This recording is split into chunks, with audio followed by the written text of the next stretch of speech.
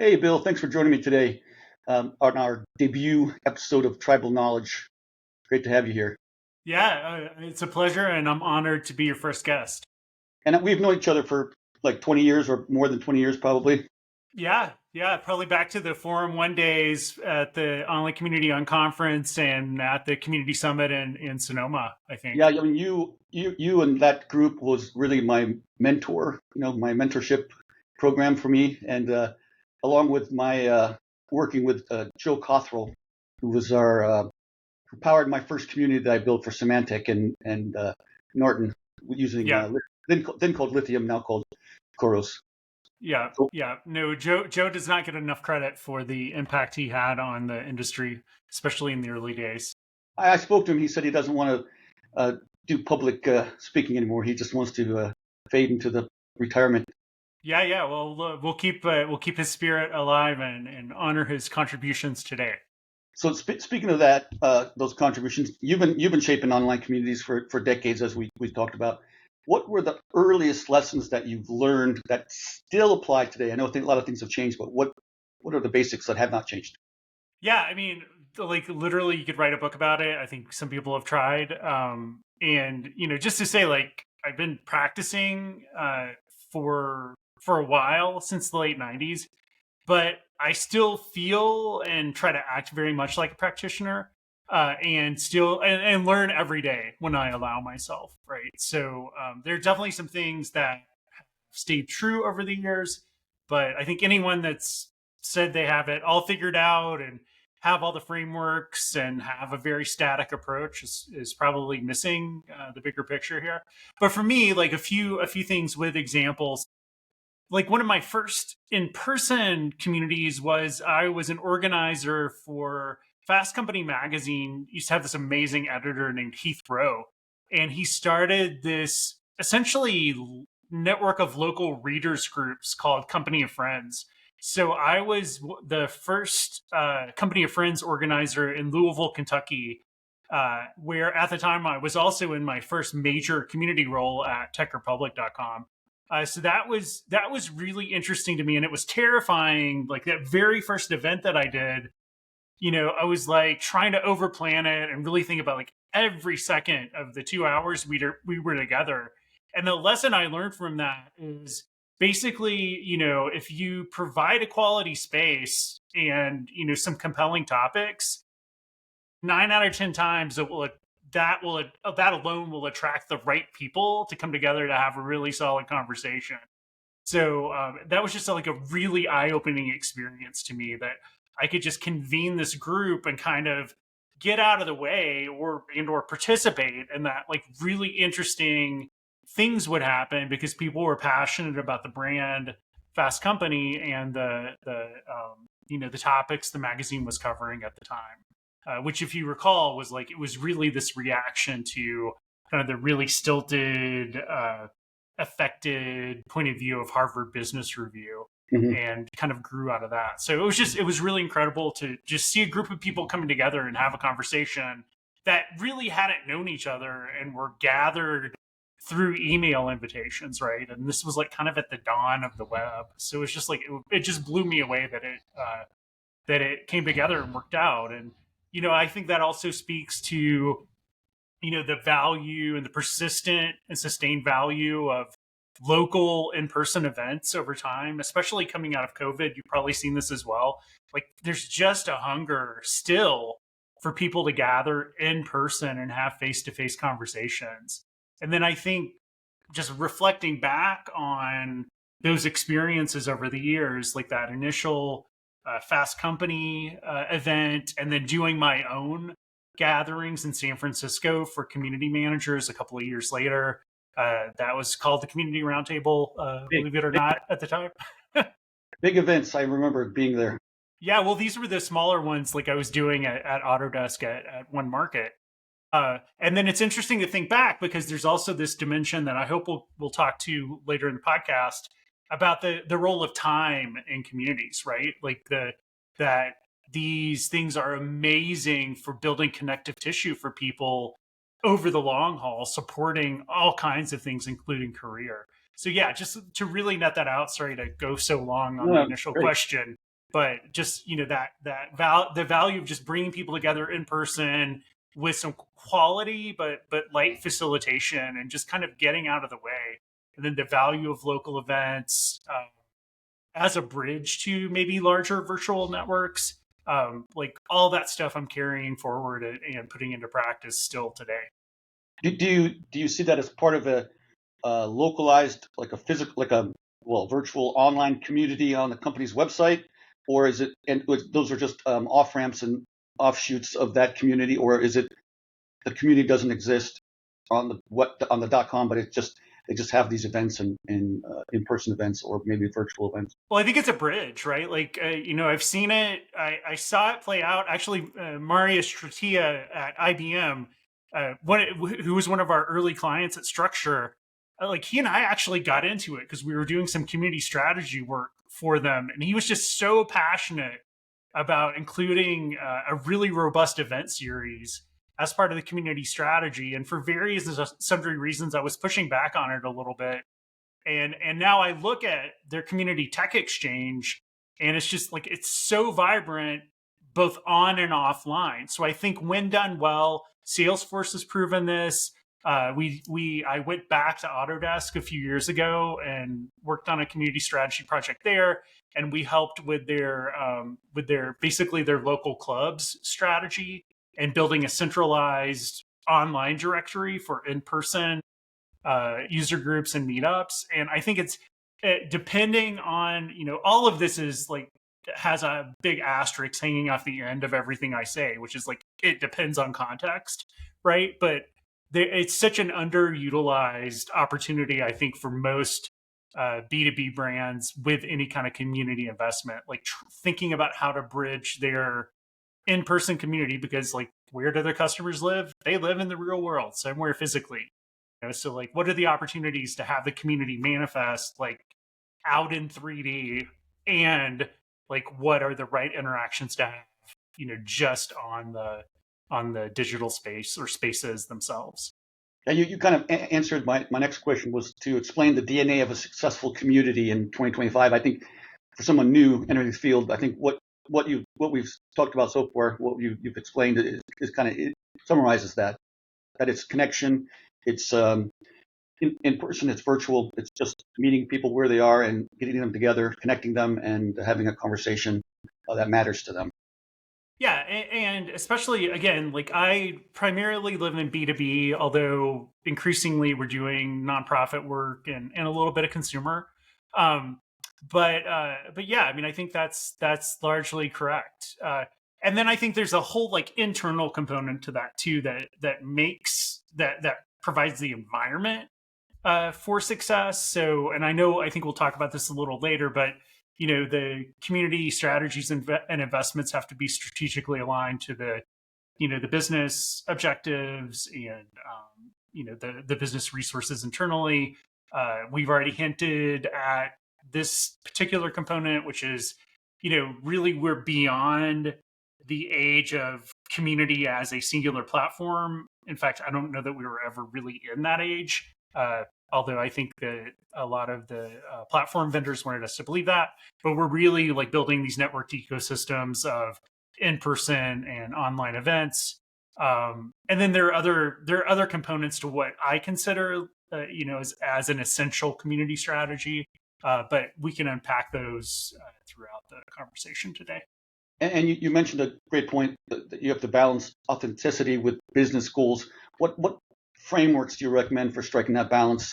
Well, so first of all, I have like potentially a prickly point of view on this, which is I've seen this go both ways, right? Like I've seen there are clearly instances where businesses exploit, really high quality, rich and vibrant communities that they've developed over time. And I've also seen, I'll classify it as well-intentioned community leaders and community managers who try to protect the community from the organization. And both of those things, I think, are damaging to programs, right? Because you can do just as much damage trying to shield a community from the host organization which just raises all sorts of questions. Like, why does the organization have a community in the first place? Why is there such an adversarial relationship, right, between the community and the host? And like, one person's not going to solve that problem. So just to get it out there, like, I feel like I've seen this on a spectrum, not just businesses wanting to exploit their communities. But I think it really comes down to like, how do you solve that problem? It's really, for me, like, I was trained as a designer. So like every nail looks like a certain problem to the guy with the hammer. For me, like, everything, I take more of a design based approach to it. Right. And so I have a design process that I use personally and with my clients when I'm essentially approaching a community strategy problem. And a big part of getting this right is research up front, both with the business and with the existing community or representative samples of what will be the community, to understand that balance of needs, predispositions to participate, predispositions to consume information, on the community member side, versus really what the business wants to achieve with the community, both, in kind of a tactical way, as well as kind of in a longer term business objective kind of way. I will say, like, one thread that seems to be resonating with executives these days is really centering on community as a way that customer relationships come together and are reinforced. Because I think you would be hard pressed to find an executive that's going to at least remain an executive at a company very long that doesn't value customer relationships. So it does seem like taking that tack of, how might we think about this through the lens of building and growing customer relationships, as a means to talk about that value and to kind of hold the line between having the right balance of, getting business value out of this, but also making sure it's a quality experience for members. And how do you capture that knowledge? Kind of the name of the podcast here is Tribal Knowledge. I stole that from Lithium's Tribal Knowledge Base. But how do community professionals capture, then analyze, report on, send reports to the executives that are kind of tailored to what they're interested in? How do they do that? The analytics or the strategy part of it? Well, the strategy and then the analytics that back it up, I guess. Yeah. So, I mean, again, for us, like, that's what we do. So like, we go in, we do all of this research, we package it into essentially a strategy document for executives that's called, different things based upon the organization. And then that translates operationally into a playbook that articulates programs and resources. And a red thread throughout all of that is kind of the why we're doing this, and again, it's that story of balanced, corporate objectives and what the community said and what evidence we have to support the fact that they want to engage in certain activities, right? And like, how you measure that, I think, could be a whole different podcast. For us, if you want to just get tactical for a minute, like, our scorecards tend to have kind of three key areas. One is reach. So based upon the potential size of your community and this, the key components of your ecosystem, which will typically be like hosted presences, partner presences, large, platforms like Discord and others, and then social. Like, based upon that possible ecosystem footprint, how are you performing to that, right? So that's reach. It's performance versus potential. There's engagement. So based upon the the essentially percentage of customers, you can look at it at the account level or at the individual level, seat level, potentially. Based upon that potential, how are you performing towards, like, actually having those people participate in some way? And participation, could range from something as loose as feeling a sense of community for the larger community brand to, going deep into, being an advocate, right? And like an MVP and qualifying for that. Like, there's a range of of engagement across programs. But if the first category is really about reach, and the second category is about engagement, and the third category is really like building a story around qualitative and quantitative data for business impact, right? So that part of the scorecard is typically performance towards goals, right? Renewals, retention, the number of times community plays a role in path to purchase in some cases for folks who have a marketplace.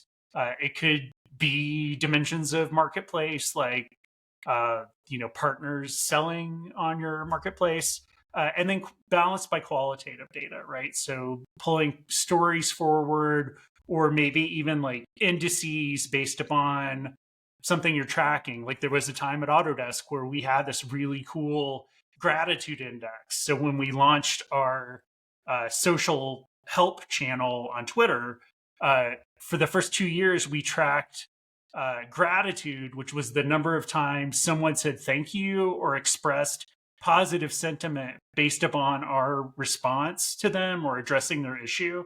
And then we also measured against 20 other brands that were supposedly leaders on social. And we always looked at both like what was happening in the context of our conversations, but then also zooming out to our performance against 20 other or 19 other leaders in the space. So that's an example of like, I mean, I know it's verbally and me doing a lot of hand waving, I but can show you graphics, perhaps. yeah, it's like that's me sketching out without graphics, like how you might articulate value. That's great. I think that's an excellent blueprint for even a seasoned community professional to look at and maybe reevaluate how their approach is, and maybe supplement or augment what they're already doing. So I think it's excellent advice. And speaking of that, what skills do you think are undervalued today, 2025, in a community manager or community leader, community professional? Yeah, that's a really great question, right? And again, like this, my initial response will be somewhat annoying, which is it depends on context. But a few that I've noticed and a few that I've hired for, one is situational leadership. So knowing this person can lead within the community, they can lead their team within the organization, and they can lead or manage up with senior stakeholders and executives, right? That they just know how to reconfigure themselves in any given context. I think the second is communication, right? Knowing, and this is tied to situational leadership, but it's being able to articulate, things like that value question that you had earlier. What story do you tell the community to reinforce and incentivize them to continue to participate, to help grow through referral, et cetera? Like how do you talk about value to them versus how do you present maybe program performance to your team? And is that like a 10 slide deck or a 20 slide deck? And then can that person also distill that information down so that if they have 2 minutes in a quarterly business review, they can paint the picture very broadly to C-staff, and it's like all configuration of the same data set, but they're just able to communicate it clearly in those different contexts. I'd say creativity and imagination, go ahead and get the eye roll out of the way, but here's specifically what I mean by that, which is creativity is the ability and willingness to solve problems. Again, because I have a design degree, I think I tend to think about things in design terms. And so I think creativity is just incredibly important. And then imagination. So if creativity is kind of the willingness and ability, imagination is like extending that ability to be able to think forward into the future, with questions like, what if we did X? How might we approach Y? I think those are two critical and interrelated skills. And then lastly, and I think this one, we go through periods where we talk about it, but it's sort of self-awareness and self-care about like how you're doing, right? Because if you don't have energy and enthusiasm about what you're doing and your batteries aren't full, like you're not going to be able to translate and transmit that to other people, right? And it's so easy to get burned out. Like if you think about it, like your Atlas with like the whole community on your shoulders, like if like there's the organization with thousands of people and the community potentially with millions of people, and then you have these like tiny little interfaces between those two gigantic dynamic systems. One of them is, community professionals, right? So if you get burned out, like you do no one any good. And I've seen so many people get burned out, including myself. Like I wound up in the hospital after a community launch when I was at Autodesk, right? And it was terrifying. So self-care, could potentially be like, I said it last because I think it's like the platform, right? It's the base. I think the thread running through all of what you just described, it comes down to empathy and common sense and great communication skills. And yeah. Yeah, I mean, and the empathy thing, like, we say a lot of things and intend a lot of things, and sometimes don't. It's very postmodern in a way, right? Like, in the community space, like, because community as a concept can mean a million different things to a million different people. Like, we're always playing with these overloaded and charged terms, and to me, like, when you said empathy, just to address specifically what I think it means or what I intend when I say it, it's really simply doing things with and not for, right? So it's like it's co-designing, it's talking about a community migration and getting people on board way before you finish selecting vendors, right? It's co-developing like the next generation of your reputation system or gamification techniques with your community MVPs before like it ever sees the light of day, right? So you're like co-creating, not, I know what I'm doing, so I'm going to create the perfect world for you. Right. Yeah. You have to crowdsource with your community, right, to get things set up in advance and then implement it. When almost get the rollout of the platforms like the last thing that you have to worry about. Yeah, platforms last in so many ways. So you spoke about the kind of the where things are going. Like let's say 5 years from now, what excites you the most about where you see community headed in 5 years? Yeah, 5 years, man. A long time. feels like a lifetime, right? Feels like a lifetime. Okay, so one, if folks have been following me for any length of time, they know like I have a big bone to pick with social media, especially if you look at social's impact on the community profession and community industry, right? From the early 2000s to now, like there was a period where social media essentially hijacked the idea of community. Thanks, Zuck. And and maybe not in a good faith way, and literally sucked all of the attention and budget out of the room, right? And community was essentially relegated to, I know I'm oversimplifying, but was essentially relegated to support, right? For a long time. And so I feel like we're coming out of what I would call peak social. People, the participation levels are still the same, but I think attitudinally, we've changed a lot, right? It's not, people don't see Facebook as the same thing as standing up your own private community, right? It's different, and we know why, because of algorithmically driven experiences and the different incentives for Facebook to host a community versus a private individual or a company, right? So one thing I'm looking forward to is the continued sort of decline of peak social and community as a concept, and community leadership, authentic community leadership as a concept and practice, kind of taking back its rightful place, right? I'm really excited about that and seeing it happen and seeing investment in the right things. I'm excited to see the evolution in the platform space, right? Platform should never be like the first decision. Right. But I felt like for so many years, like pre-social media, I felt like there was a lot of creativity in the just the community technology space. I mean, we were seeing it at our events. in Mountain View and in Sonoma until around 2009, 2010. Like there were a number of different platforms. It looked like the business models were working. Like you could profitably run a business like that. You had forum-based platforms, but then you had like really interesting like widget-based platforms that could push community conversations out into other digital experiences. There was a lot going on with analytics. Like there was a lot of creativity and investment. And then it all shifted to social, and you saw like the hosted platforms. Again, I'm painting with broad strokes here. Feel free to like throw tomatoes or whatever.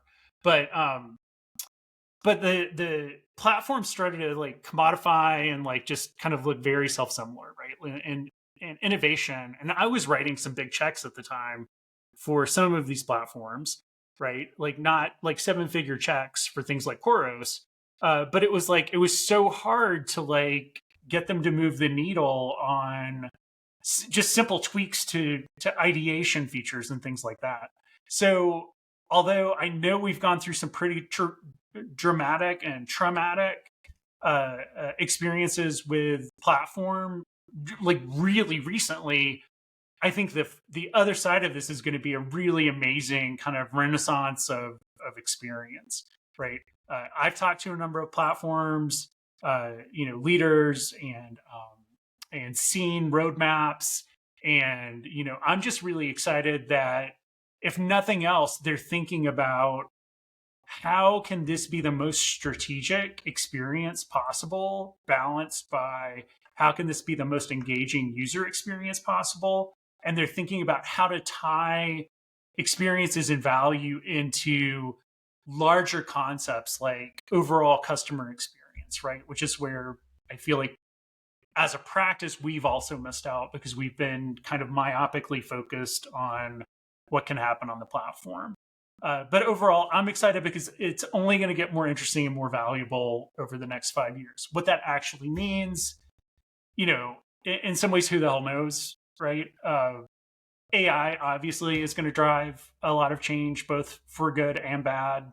There are a lot of interesting conversations happening around that. I mean, I look forward to seeing, the conversations with the folks that you interview and kind of how that AI thread plays out. But that's obviously an area where there will just be kind of explosive growth for now and a lot of innovation and probably a lot of weird stuff happening too. Yeah, it's a tool definitely that has to be managed and thoughtfully implemented with clear parameters and transparently. You don't want to trick somebody like when you go to a car dealer website. Hi, I'm Bob from service. That's not Bob. That's a bot. Yeah. But make it fun. Well, there's and that's a really interesting point, right? There's the authenticity issue, right? Like, how do I know you're you? There's I think this is really, I mean, in some ways it's going to be like a really good problem. I'm glad I'm not working on a support community right now because there's this whole value conversation that hasn't happened around, okay, we're all sitting on data that's in some cases like 20 plus years old, like these rich knowledge bases of, primary data. And everyone's in the process, if they haven't already, of like sucking those into some sort of training set, right? And it's firing back answers. So, right, like you have the issues of, okay, like at the end of the day, who owns that data? And how are they compensated in some way for the use of that data?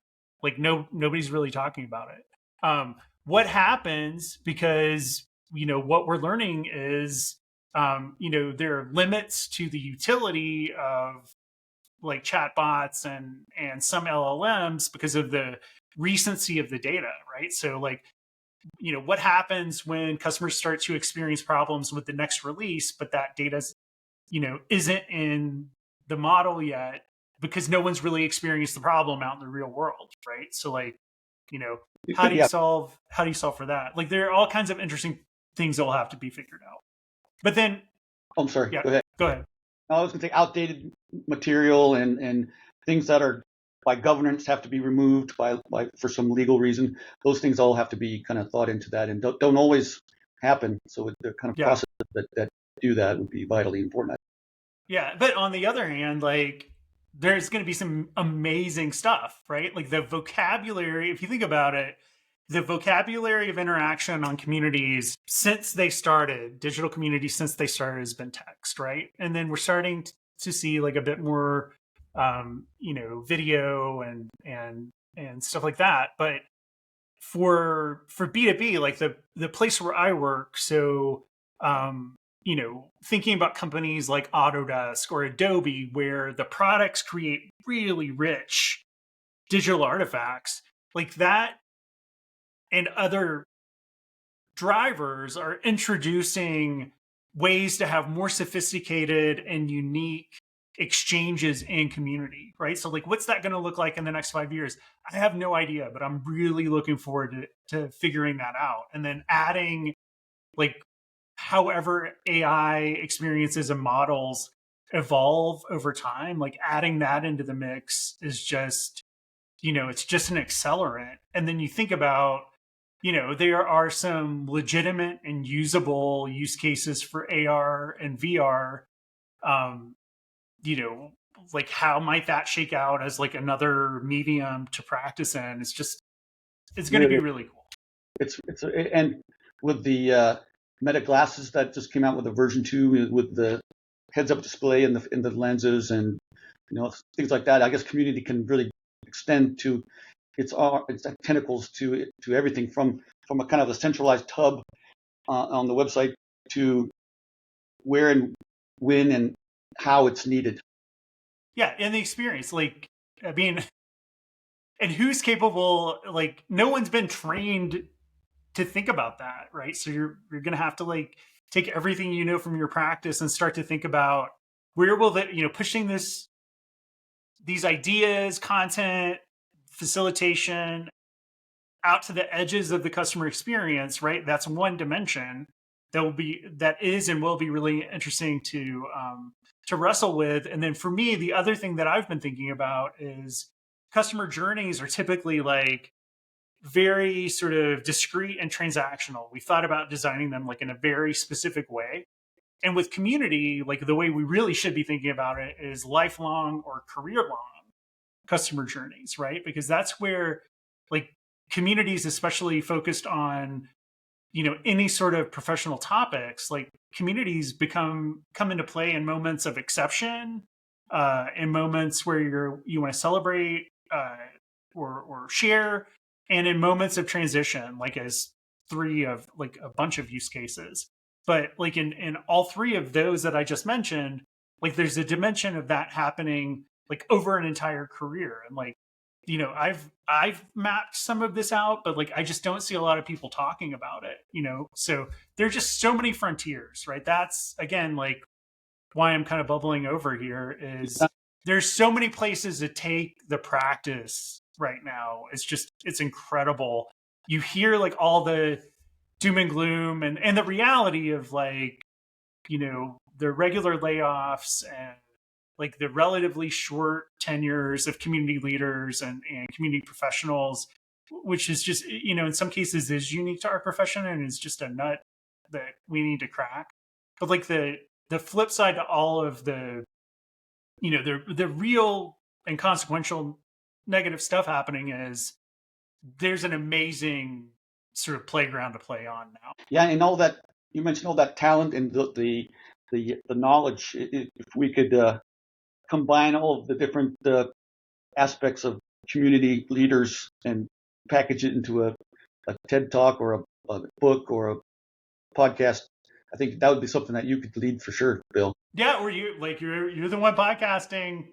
Well, go for it. I'm just trying to reach a broader audience, but also educate people. I like to, I was a teacher in the Peace Corps. I like to educate and connect.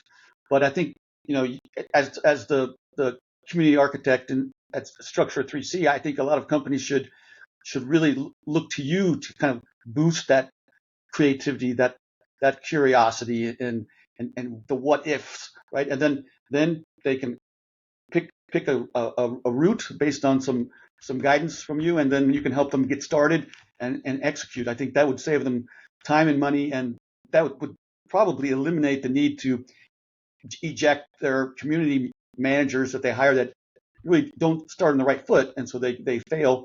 And just empowering that person to succeed, I think would benefit the company, obviously that person, that community person, and of course your organization as well. Yeah, I mean, obviously, I would love that. I will say, like, there are like so many capable community pros, right? So I don't think um, we can obviously be helpful in most any situation, but there are also a lot of really talented people out there. Well, thank you so much. I got to be respectful of your time, Bill. We're gonna edit this up into our first podcast, and then we'll have it. I think I'll use AI to kind of get the notes out and turn it into an article for different publications formats, and I'll share that with you, of course. Love that, and then yeah, it would just if it's possible, I'd love to just put in a plug for like where folks can find me.